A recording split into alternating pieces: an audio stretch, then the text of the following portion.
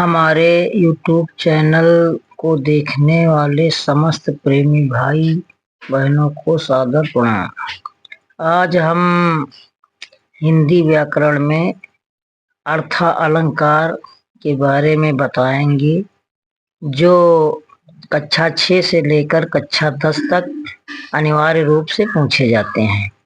आप लोग इनको लिख कर और बच्चों को याद करवा देना।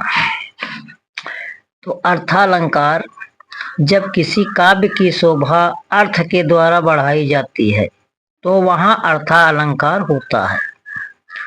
अर्थालंकार के भेद, जैसे अर्थालंकार के कई भेद होते हैं जो निम्न हैं। नंबर 1, उपमा अलंकार।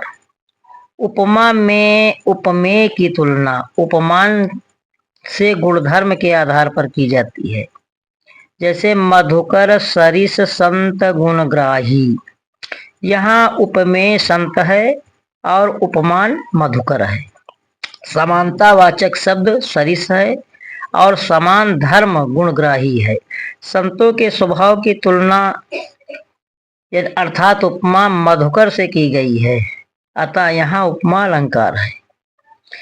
अगला अलंकार रूपक अलंकार, जहाँ उपमेय पर उपमान का अभेद आरोपित किया जाए वहाँ रूपक अलंकार होता है।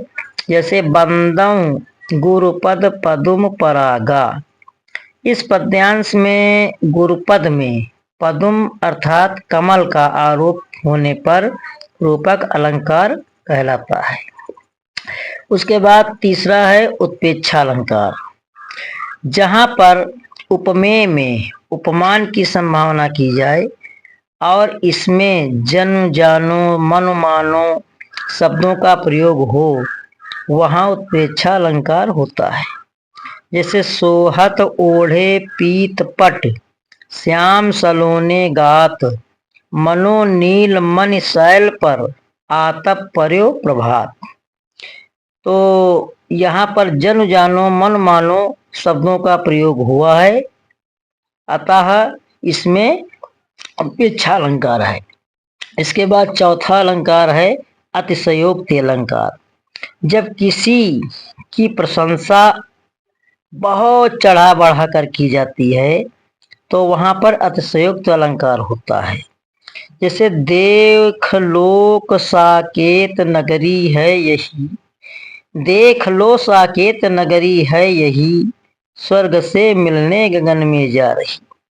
यहाँ एक नगरी का वर्णन किया गया है और नगरी का वर्णन बहुत चढ़ा बढ़ा करके किया गया है कि स्वर्ग से मिलने के लिए ये जा रही है, अर्थात यहाँ पर अतिशयोक्ति अलंकार है। इसके बाद पांचवा अलंकार मानवीकरण अलंकार होता है। इसकी परिभाषा सुनिए, जहाँ पर काव्य में जड़ में चेतन का आरोप होता है वहाँ पर मानवीकरण अलंकार होता है। जैसे फूल हंसे कलियां मुस्काई, यहाँ पर हंसना और मुस्कुराना केवल मानव जाति ही कर सकता है, प्रकृति की चीजें नहीं करती, इसलिए यहाँ पर मानवीकरण अलंकार है। तो आप लोग इन अलंकारों को लिख लीजिए और अपने पढ़ने वाले बच्चों को दिखा दीजिए, याद कर लें। ये परीक्षा के लिए अति उपयोगी हैं। धन्यवाद।